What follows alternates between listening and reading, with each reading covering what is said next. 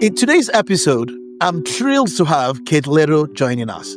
Kate is a renowned expert on some of the topics that are nearest to my heart: emotional intelligence and human skills. Kate is an executive coach, a dynamic speaker, and the author of the insightful book, Hiring Product Managers Using EQ to Go Beyond Culture and Skills. Today, I want us to dive deep into some common misconceptions, the impact of maybe AI on these essential skills, to share some valuable tips for strengthening your own emotional intelligence. Whether you're a seasoned leader or just starting your career in products, this conversation is packed with insights you don't want to miss.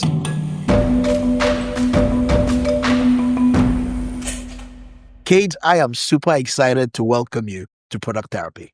Thank you so much. I am super excited to be here with you.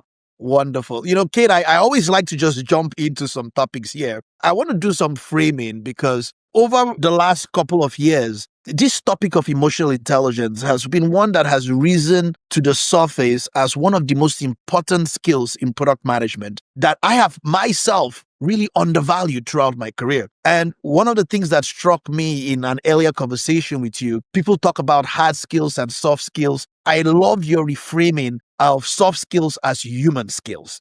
And it's always just stuck with me. And this distinction, I think when people talk about hard skills and soft skills, I think it came from the military when they were calling out, if you want to be successful as a leader in the army, you have to be good at working with ammunition and equipment and weapons, reading and writing, but you also have to be good at working with people. And I think, over the last 100 years, people have started to recognize character is actually more important than technique. And mastering what you do is different from how you do it.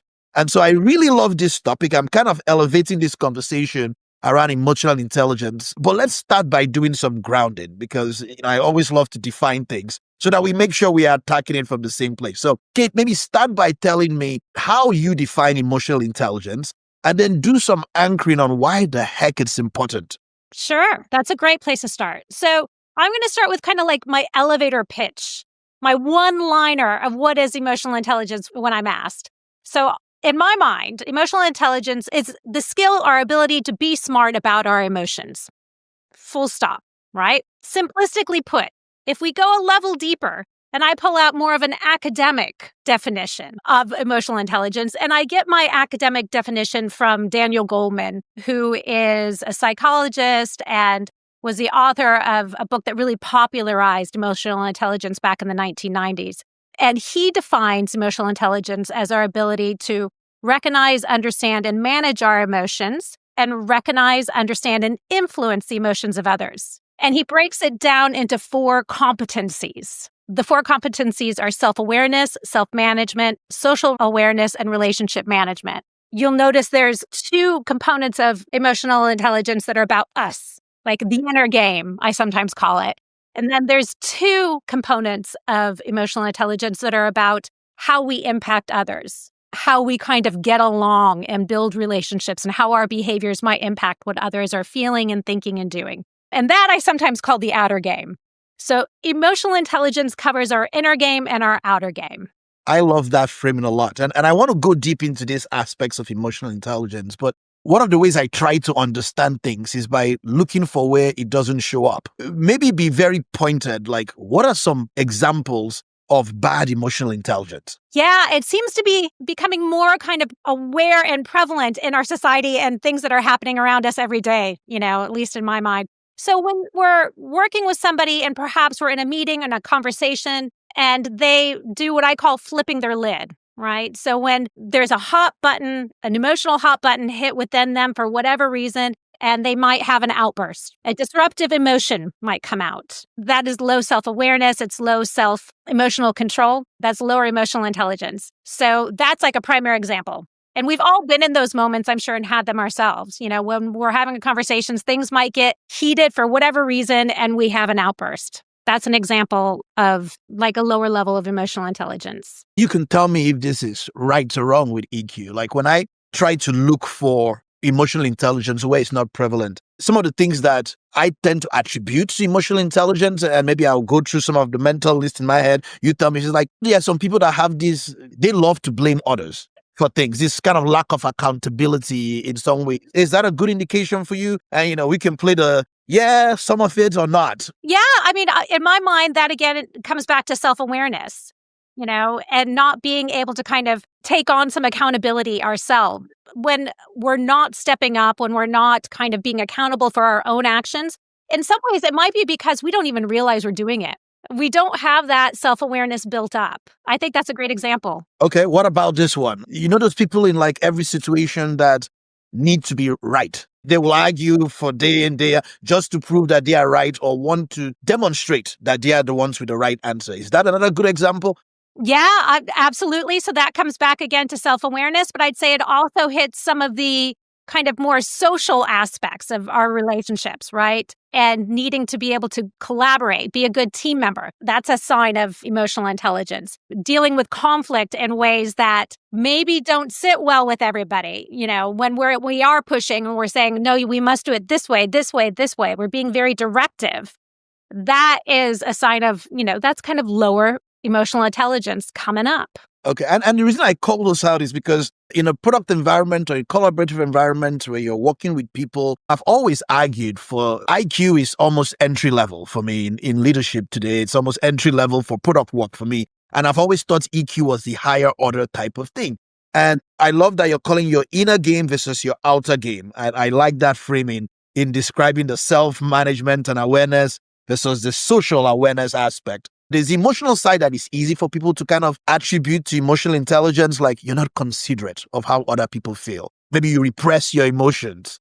You avoid emotional topics in some ways, Those are people like, okay, but the reason I kind of go to things like lack of accountability or not accepting criticism or your need to be right, they affect how you collaborate. They affect how you show up in solving problems. I've always had this argument, and maybe today you debunk them, that, if you have better EQs, you'll be better at testing, you'll be better at customer interviews, you'll be better at running meetings, you'll be better at working together, you have better OKR planning session, better roadmaps. And I'm saying this is just foundational. It really is. Yeah. Let's break it down because I love this inner game and outer game. So I want to kind of deconstruct that a little more. You kind of called out first part of the inner game being self-awareness. Maybe talk about what that is and how it shows up. Yeah. Self-awareness is the foundational skill of emotional intelligence, right? Before you work on anything else, empathy or dealing with conflict or being a great leader, you got to have self-awareness. In many ways, I kind of view it as the meta skill of our time.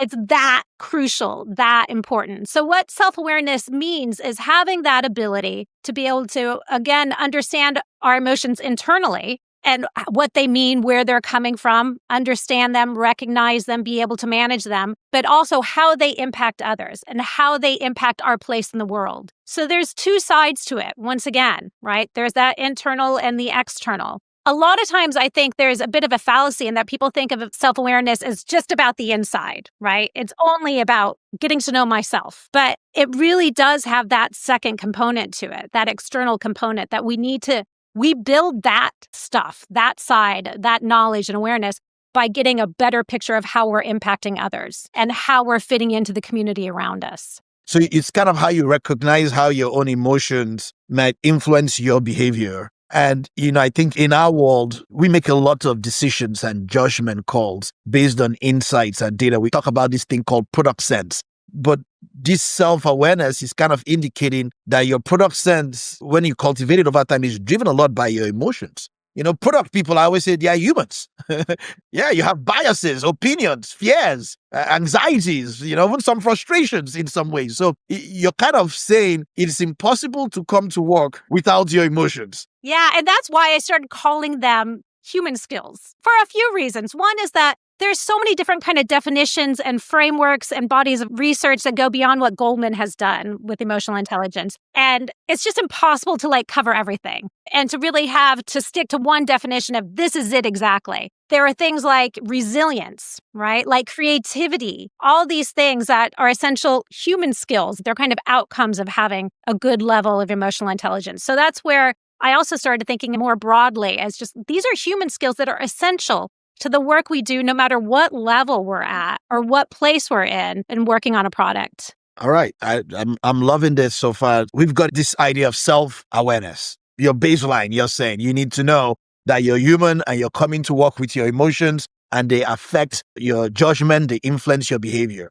Now, this second part of this inner game we call self-management. Let's talk about this one. I always be like, it's kind of work is hard or work is life or life is hard, there's stress, and is this kind of how you're responding to it and why should we care about it? So, emotional self control, sometimes it's called self regulation, is the ability to control our disruptive emotions and kind of our impulses. We're all going to do what I call flip our lids sometimes, right? We could talk about kind of the neuroscience behind it, the brain science behind it. It's very hard to control your emotions at all times. So, focusing on emotional self-control is focusing on getting better at understanding, again, from self-awareness. You got to have that as your foundation. What are your hot buttons? When most likely are your emotions going to be triggered in a negative way? And when that does happen, because it's most likely going to happen, what can you do to reset and kind of come back online as quickly as possible? And remember that there are kind of positive things around. There's a positive way of looking at things. I use this hand model of the brain from Dr. Dan Siegel to demonstrate it. So if you kind of make a fist with your thumb being your limbic system and your amygdala, this is where fight or flight is. This is where you're scanning for risks in the brain. And then if you close your fingers on top and make a fist, this is your cortex and your prefrontal cortex. This is the logic, the thinking brain. And when we do have these moments where emotional hot button is hit, you literally flip your lid and your amygdala hijacks your prefrontal cortex, right? So this is what happens. And our big challenge then is to figure out how we're going to get back online and reset as quickly as possible in a way that feels natural. But what's wrong with that taking over? I mean, the idea of the fight or flight response, does it differ in the workplace or in your personal life? Like, when is it appropriate in any circumstance to flip your lid? I'm sure in some circumstances it is. And it really just depends on, who you're with and what's going on. But for the most part, when you do that, when you do flip your lid and get angry, a lot of times you might shut down completely, right? Not be able to communicate, not be able to move things forward. You might have an outburst. You might get frustrated. And it makes it difficult to continue on whatever is going on, having a conversation, trying to be productive, trying to help each other out. And you kind of set an example that this is okay. Emotions spread, they're contagious, right? So if you have this kind of outburst, which, again, we're all going to have at different times in our lives, then others might think that it's okay to behave this way as well. It's okay, it's okay, it's okay. And it just kind of spreads throughout an organization, impacting your culture. So it's not that it's awful. It's not that it's the end of the world when this happens. I think what matters most is how you respond to it. Oh, I like that. I've always argued there are no good or bad emotions, just good or bad responses to emotions. Now, and I love that you're kind of calling out in some ways, self-management is your ability to close that lead appropriately in that situation. So you called out those two dynamics, the outbursts and the kind of closing up. And I've Right. seen those in the workplace with people in Mhm. emotional circumstances. They are either responding one way or the other. And we're going to talk about if you can learn this, because there's some mastery of yourself to kind of say, I am not going to get to the outburst and I'm not going to shut down. I'm going to regulate in some Right. healthy place that ensures that we're still communicating, that we're still getting outcomes. Okay. I'm still tracking with you, yeah. And I like the academic aspect of this because I want to get into the practical, we are real people in the world, how do we get better at this? But you've called some parts of this inner game. We have some self-awareness. We have some sense of self-management.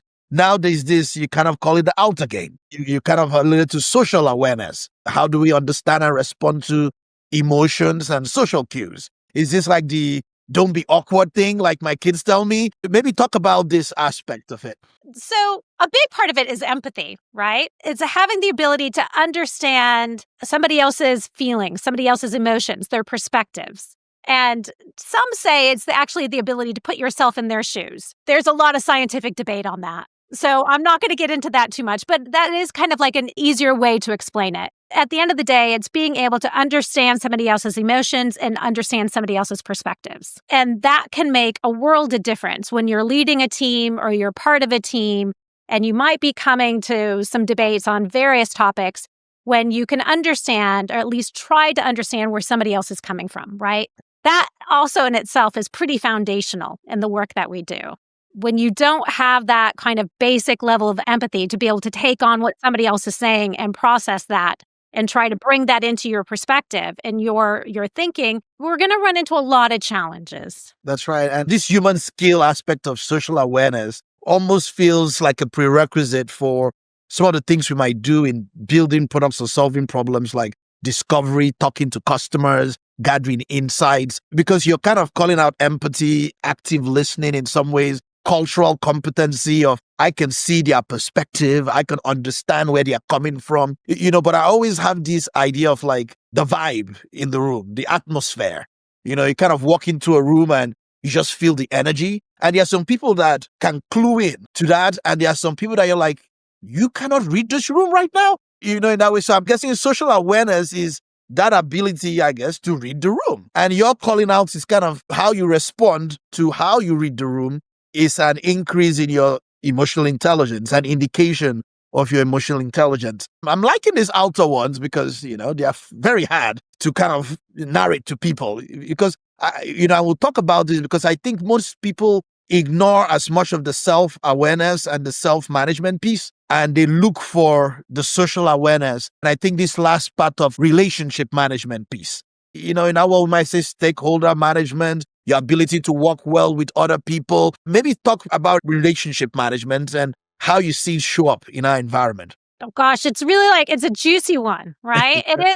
It's like the ability to influence. That's a key skill of relationship management, and which we got to do in all directions, right? Yeah. Like up and down and diagonally and horizontally. When you're working in product and you're developing something, you got to have that skill. It's dealing with conflict in a productive way. We've already talked about there's always going to be conflict in one way or another. It's having the ability to teach and coach and mentor other people in a way to help them learn. Learning is key. And being able to kind of not only do that for ourselves, but to pass that on to somebody else is a key aspect of emotional intelligence. We could also talk about inspirational leadership. It's another skill that goes under that. And in my mind, that's like a big one. It's a big term, right? Inspirational leadership. But it's having the ability to actually convey to people your vision, what you want to be doing, and get them to come along with you. Motivation. This relationship management piece, for me, you talk about the juicy aspect of emotional intelligence, is one that many people can see and measure. Obviously you can see an outburst or somebody closing up, but people kind of call that circumstantial. Well, you don't understand the situation that led to that. But you're calling out some aspects of how you respond to conflict, how you handle group situations, how you build relationships, how you connect with people, how you inspire people, how you get them to show up as their best selves. And in our world, you have to work with customers, you have to work with a team, you have to work with leaders, stakeholders. They all have to listen to you. And why would they listen to you if, you don't have some sense of influence? And I've always tried to differentiate why some people, they have the same background, they learn the same things, have a better ability to reach people or to provide a message to people. And you're calling all of this a factor of relationship management, a factor of your emotional intelligence. And so this is actually more important for leadership and influence than probably any other human skill I can think about right now. I think they're all super important. Again, I kind of back self-awareness as you got to have that as a leader because that's going to empower all of this. But there's no doubt when we're talking about our outer game, that stuff going on and this component of emotional intelligence is crucial. They are skills that we can learn, right? This is the other thing about emotional intelligence that, well, a lot of times they say we're born with our IQ unless there's some kind of catastrophic event. What we're born with, we're going to kind of keep around with us. Your emotional intelligence is something that you can grow, something that you can develop. It takes a lot of work. It takes a lot of commitment and it takes a lot of time, but it's something that can develop. So when we do have product managers maybe coming in at an entry level, or we do have entry level leaders who are realizing they need these skills like influence and dealing with conflict and setting out that motivational element that comes from emotional intelligence, that's where I often do a lot of work with people because that's a new skill set for them that they didn't have before, but they realize they really need to have now if they're going to continue to be productive and contribute and grow. There are no schools teaching you emotional intelligence. It's not like this is a class you take in college, and many academic programs could care less about your self-awareness, self-management, because we are testing your competency of the knowledge that we are passing to you. But this is almost, the higher you go in your career, the more this is important to you. And the harder it is to ignore. So you're saying you can learn this. You can get better at it. Let's talk practically. We've talked about when it shows up bad. So it's easy for someone to be like, maybe there's some opportunity. That person is struggling with influencing people, inspiring people, dealing with conflict. That person has outbursts. They blame others. They lack accountability. They're not aware of the room. Okay, there's a lot of grouping of things here that we'd be like, that's some opportunity to get better at this competency of EQ. All right, you're my coach. I need a game plan. All right, I'm demonstrating all these crazy things now, Kate. So tell me, how in the world can I get better? You got to start with the self-awareness, right? That's where we begin. And it's kind of funny because I often talk about how we get better at self-awareness through, I call it the self-awareness trilogy. It's know thyself, accept thyself, and improve thyself. So know thyself is based on a lot of research around a great way to improve our connection with who we are and how we impact others is by doing reflections. These are simplistic things. Writing in a journal, 10 minutes in the morning or 10 minutes in the evening, and answering some questions for yourself, like in the morning, on your commute, right? On your way in. You could sit and write on the tube or on the train or whatever it might be. What am I looking to achieve today? What am I worried about today? What do I want to especially focus on? Just giving yourself a few minutes in the morning to answer those questions, or a few minutes in the evening to answer questions like, what went well today? What went wrong today? What do I want to do differently today? It starts to spark reflection, which starts to build self-awareness. There's research that shows that doing that as a habit, just 10 minutes a day, can improve our productivity by 23%. Seemingly simplistic habit to build with a really strong response and result. So that's one thing. That's know thyself. And when you're doing that, notice all the questions that I mentioned. What are you doing today? What are you worried about today? What are you grateful for? Another great question to ask. All of these are what questions. And it's important when you're doing this to frame the questions with a what at the beginning and not a why. If we know why we did something or didn't something, we probably wouldn't have done it that way in the beginning. And our brain is just not in a place where it can answer a why I did that, why I didn't do it another way, right? It sends us on kind of a negative thought spiral. So number one way to get to know thyself better, do self-reflections, 10 minutes in the morning, 10 minutes in the evening, whatever works for you. Ask yourself some what-based questions. This is a self-awareness Jedi master trick here is exactly. Know thyself, check in with yourself, check in with how you're feeling about things, okay? And you can practice that. And through that, you can start to pick up on some patterns, some habits, maybe some emotions that are often coming up, like they're often coming to the surface. You start to build awareness through that continued habit. Then we can move on to accept thyself, which the best way to learn to accept yourself is to really get to know yourself from multiple perspectives, right? This is where I often work with people on doing 360 reviews, or I can offer some tips and different experiments that you can do on your own if you don't have somebody who's going to help you out in that way and kind of go through a more extensive 360 process. There's a great book by Marshall Goldsmith, who's an executive coach, and he wrote this book called What Got You Here Won't Get You There, which is great saying, right? I love it. And what he talks about in building self-awareness is this habit of continuing to get feedback. And if you don't feel comfortable actually going out and, asking your boss or asking your colleague to try something like an exercise called Trusted Critic. And the trusted critic is where you pick maybe a couple of people that you know that you feel comfortable with, but they're not going to sugarcoat things if you ask them to tell you what they think about you. So trusted critic, it's a simple process. You basically ask your trusted critic to write down pros and cons about you, about working with you, about living with you, whatever it might be. And you do the same thing and you compare your lists, right? The interesting thing is when there's a big gap on what you think you're good at and what your trusted critic thinks you're good at and what you think you're bad at and what your trusted critic thinks you're bad at. The wider the gap, the more work you're going to have to do. But man, haven't you learned something there? Another thing you can try is something called observational feedback. And observational feedback is an experiment you could do on your own over a day or a week, whatever it might be. You can decide what the time period is. And it's simply, as you go throughout your day, take notes on what people say to you. So you could be in a meeting and you could hear constantly, Kate, stop interrupting.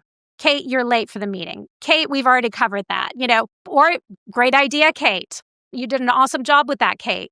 And you write down all of these comments. And at the end of the day or end of the week, whatever it is, and you take a look at what you got. What are people saying to you that you may not otherwise absorb? And again, you find your patterns. Maybe you didn't realize you're constantly running 5 minutes late to your Zoom meetings. And that's something that you want to work on. Maybe you didn't realize that you're constantly interrupting people. That's something that you want to work on. Maybe you didn't realize that you're really good at giving presentations and you got a lot of great feedback on that. Again, it's taking a step back and looking at all this data that you're getting and identifying patterns. And then if we move on to improve thyself, it's putting everything you've learned from your self-reflection, from your observational work or your trusted critic work or your 360 work, and putting it into an experiment and creating a process of continuous improvement for you.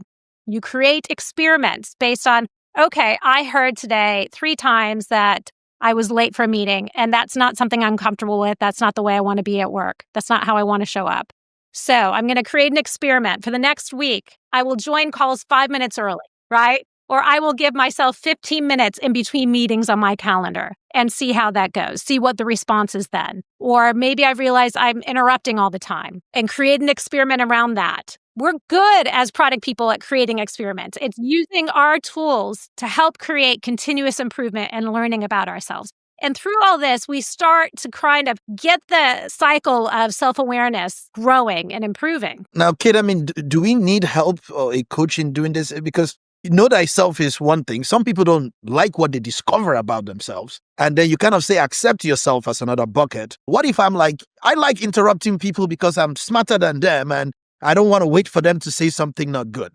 How do I recognize, if I already have poor self-awareness, that that is not a good thing? Knowing myself may not necessarily mean I'm uncomfortable with some of the not so healthy things about myself. It's a great point. This is hard work. Like I said, it's not easy to improve your self-awareness or any part of emotional intelligence. So yeah, ideally you have a coach, somebody that you can work with. And if it's not something that your organization is going to sponsor a coach for you or you can afford one on your own, find a peer coach, find a friend that you can partner with and create an accountability partner. I kind of don't call them accountability partners. I like growth partners.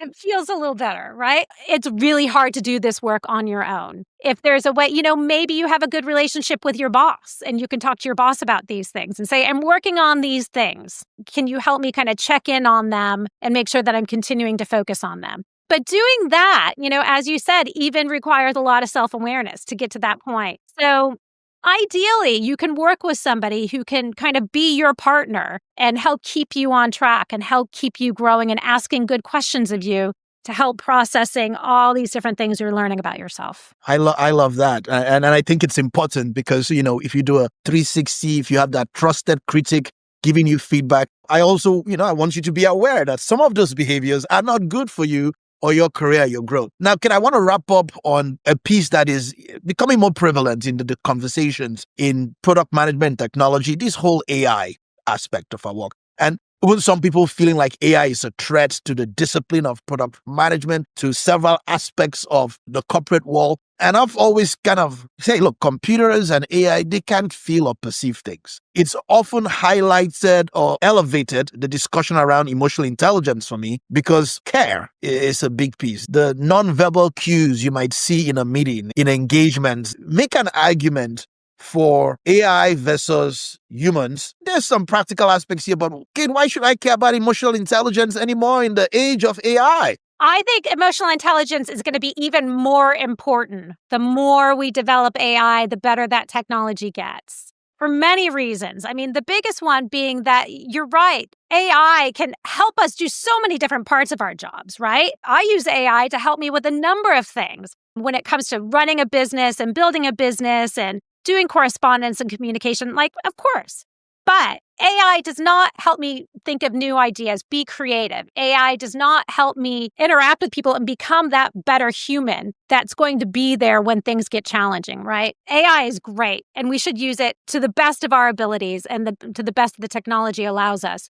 But it's not going to take the place of being a leader, being creative, having to make really tough decisions that are going to impact people. I think it's going to make emotional intelligence and other human skills even more important. I always say you're still solving a problem for humans. The argument will always be humans are the best at solving problems for humans in its totality, whether it's interpreting the suggestions, the ideas of AI as best suited for humans. And maybe there's some argument here that the self-awareness of AI itself, in knowing themselves, accepting itself, and being able to improve itself, could differ from what humans might do. And I really love that framing. I've always really loved this conversation around emotional intelligence. When people ask me these days, besides the technical skills that you might look for in people or leaders, what are some of the skills that stand apart for you? And I say, well, human skills, I am going to go with emotional intelligence. And I think this conversation has given me even a deeper way to frame kind of what I mean by people that can bring their inner game and their outer game. People that have this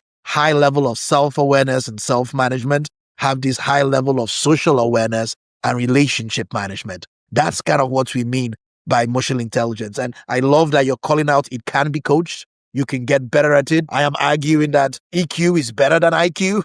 It is more important. It's IQ. I think it is. Like, yeah. AI is IQ now for many people, you can use that stuff. So I really love this conversation. I love the practical tips that you're sharing here, Kate. I think this was an absolutely phenomenal conversation. Thank you so much for being with us today on Product Therapy, and I appreciate your time. Thank you so much. It was my pleasure. Want to learn more? Until next time, please check out svpg.com, sign up for our newsletter that Maddie Hagan puts out, join us for one of our workshops near you, and get access to all of the articles and content we put out. And thank you to everyone for joining us. Until next time, have a good day.